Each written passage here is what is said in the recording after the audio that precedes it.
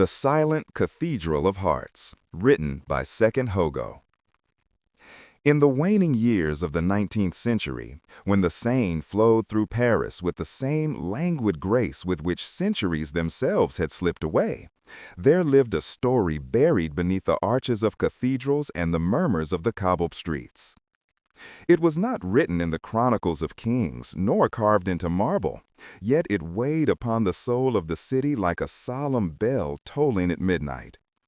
This was the tale of Éloise de Montreuil and Julien Ardent, two names forgotten by history, but eternally inscribed upon the altar of sorrow.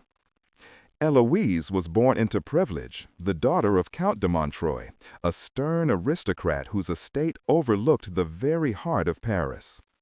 Her childhood was embroidered with silks and punctuated by the stern etiquette of salons gilded with mirrors.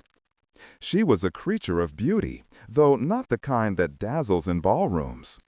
Her beauty was one that breathed melancholy. The curve of her brow suggested contemplation, and her eyes, two vast lakes of gray, seemed to mourn the world even when she smiled. Julien, by contrast, came into the world like a leaf blown into the gutter. He was the son of a stonemason, raised among chisels and dust, his hands hardened by the labor that carved angels upon facades he could never enter. His soul, however, was no less grand than the buttresses that climbed heavenward above his head. In his evenings, by candlelight, he devoured books rescued from second-hand stalls, tracing words with fingers calloused from toil. He had the heart of a poet caged within the body of a workman. It was within the shadow of Notre-Dame that their paths converged. Éloise, in a carriage gilded with her family crest, would often pause near the cathedral to gaze at its towers, those sentinels of eternity. Julien, laboring with scaffolds and ropes, restored its weathered stones.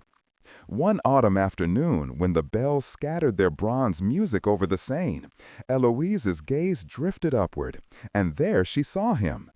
A young man balanced upon the dizzying heights, his hair disheveled by the wind, his face lifted to the sun as though it were God himself. She thought him more statue than man, carved by the very chisel he held. He, noticing her eyes fixed upon him, felt a tremor surge through his veins, a recognition as ancient as love itself. Thus began a silent dialogue across distances. Day after day her carriage lingered by the square, and day after day he raised his eyes from the stone to hers.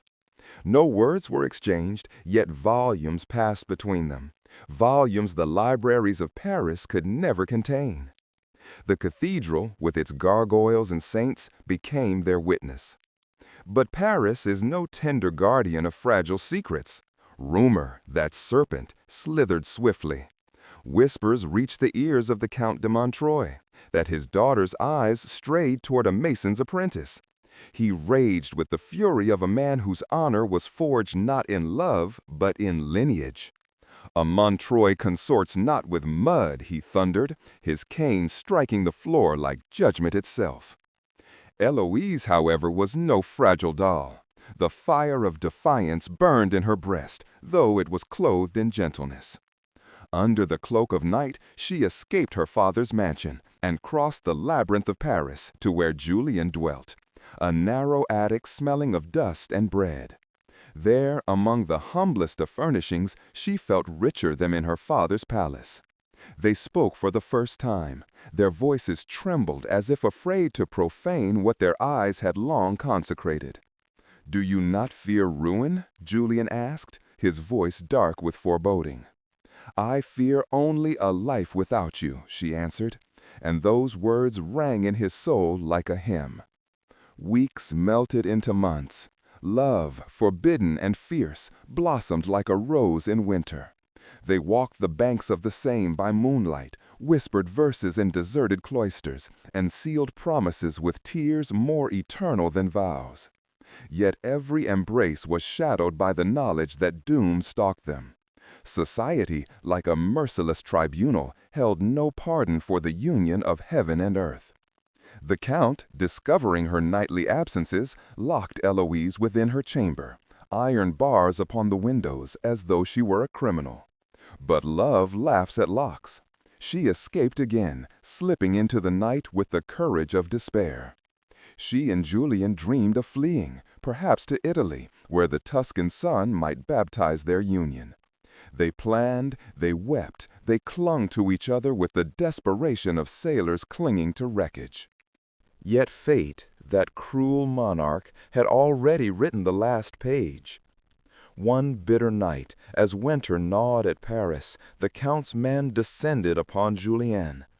In a deserted alley, beneath the indifferent gaze of the stars, they struck him with iron and left him bleeding among the stones he had so often caressed with reverence. Éloise, warned too late, arrived to find him fading, his breath a fragile mist dissolving into the darkness. She knelt, cradling his head against her breast. The world shrank to the rhythm of his faltering heart. "Forgive me," he whispered, "I gave you nothing but sorrow." "You gave me everything," she answered, her tears falling upon his face like baptismal rain. "Éloise, in another life." His words broke, his chest rose once more, then stilled. The bells of Notre-Dame tolled that hour, as though the cathedral itself mourned the mason it had once lifted heavenward. Éloise returned home a ghost. Days passed, but she spoke to no one, her eyes emptied of light. One dawn, when the Seine was shrouded in mist, her body was found beneath the very towers that had witnessed their first glance. Whether she fell or leapt, no one could say. The river carried her away, as if eager to conceal her from the cruelty of men. The Count de Montreuil, broken by the double loss, aged overnight. The mansion grew silent, its mirrors covered, its halls echoing with absence. He never again spoke of his daughter, yet often he was seen wandering near the cathedral, cane trembling, as though searching for shadows only he could see. And so the city forgot. Generations rose and fell, revolutions shook thrones, yet their names faded from parchment and stone. Only the cathedral endured, its towers gazing upon Paris with eternal patience. And perhaps, in the hush of twilight, when the bells released their mournful song, one might glimpse, if only in imagination, the silhouettes of a young mason and a girl of noble blood, meeting once more beyond the tyranny of this world. For love, though trampled by men, is eternal, and tragedy, though it wounds, is a hymn that binds souls across centuries.